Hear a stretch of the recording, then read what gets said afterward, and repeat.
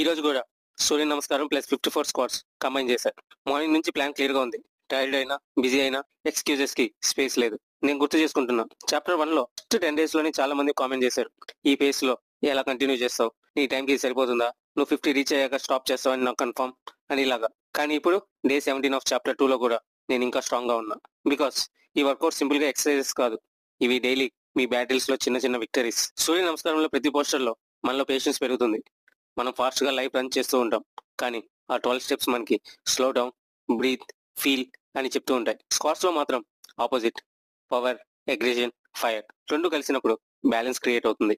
నేను కూడా busy life లోనే ఉన్నాను. Work stress, family responsibilities, travel plans, కానీ 30 to 40 minutes వర్కౌట్ టైం నా కోసం నేను నాకు తీసుకుంటున్న రెస్పెక్ట్. ఆ రెస్పెక్ట్ మనకి వేరే వాళ్ళు ఇవ్వరు, మనమే మనకి ఇవ్వాలి. చాలా మంది అడుగుతారు, మోటివేషన్ ఎక్కడి నుంచి వస్తుంది నీకు అని. మోటివేషన్ అని ఎక్స్టర్నల్ కాదు, నేను మళ్ళీ మళ్ళీ చూసుకుంటాను. డే 1 లో నా video beginner awkward position, day 100 లో నా వీడియోలో కాన్ఫిడెంట్ స్ట్రాంగ్ మూమెంట్. ఆ ట్రాన్స్ఫర్మేషన్ గుర్తొచ్చిందా? అది మోటివేషన్ కాకపోతే ఇంకేంటి?